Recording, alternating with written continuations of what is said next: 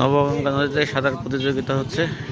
এখানে এই কুয়াকাটা ব্রিজের এখানে এসে শেষ হবে, সমাপ্ত হবে। এখানে দেখেন ব্রিজের উপরে কত লোক অবস্থান করছে। এখানে সাঁতার শুরু হয়েছে, সাঁতারুরা চলে এসেছে দেখা যাচ্ছে। ওই যে দুইটা নৌকা দেখা যাচ্ছে, নৌকার সাথে সাথে সাঁতারু আছে ওই যে সামনে দেখতে পাচ্ছেন আপনারা।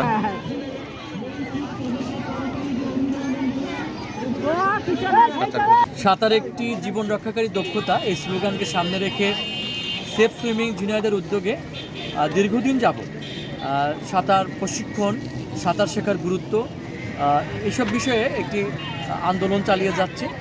জনসচেতনতা সৃষ্টিতে নানান রকম কর্মকাণ্ড পরিচালনা করে আসছে সেফ সুইমিং।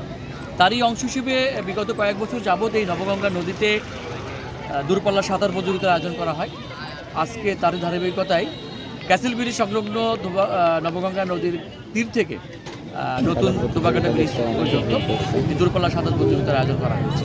এর উদ্দেশ্য সাঁতার শেখার গুরুত্ব জনসাধারণের মাঝে তুলে ধরা। আপনারা জানেন যে এই সাঁতারকে কেন্দ্র করে নদী পাড়ের দুই পাড়ে মানুষ উৎসুক জনতা ভিড় করেছে এবং উৎসবমুখর পরিবেশে অনেকদিন পর এই নবগঙ্গা নদীতে প্রাণ ফিরে পেয়েছে। সাঁতার প্রতিযোগিতার আয়োজনের আরেকটি কারণ হলো এই নবগঙ্গা নদীকে দূষণমুক্ত করা, নবগঙ্গা নদী দখলমুক্ত করা, নবগঙ্গা নদীকে আবার তার পূর্বের রূপে ফিরে দেওয়া। এই দাবিটিও কিন্তু আমাদের এই সাঁতার প্রতিযোগিতার একটি আয়োজনের মূল উদ্দেশ্য বলে আমরা মনে করি। সেই জন্য সব কিছু মিলিয়ে এই সাঁতার প্রতিযোগিতার বিশেষ গুরুত্ব রয়েছে। নবগঙ্গা নদীকে দখলমুক্ত করা, দূষণমুক্ত করা, পূর্বের রূপে ফিরিয়ে দেওয়া, পাশাপাশি সাঁতার যে একটি জীবন রক্ষাকারী দক্ষতা, এই বিষয়ে জনসচেতনতা তৈরির ক্ষেত্রেও কিন্তু সেফ সুইমিং এই ধরনের উদ্যোগ গ্রহণ করে থাকে।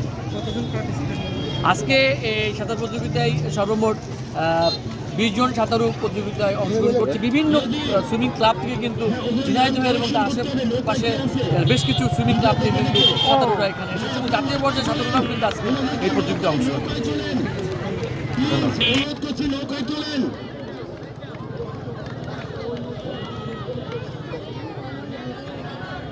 আমরা সময়টাকে উপভোগ করি। আমরা এখন বাচ্চারা ছবি আঁকছি, খুবই সুন্দর একটা মনোরম ঝিনাইদহ নবগঙ্গা নদী একটা ঐতিহ্যবাহী নদী।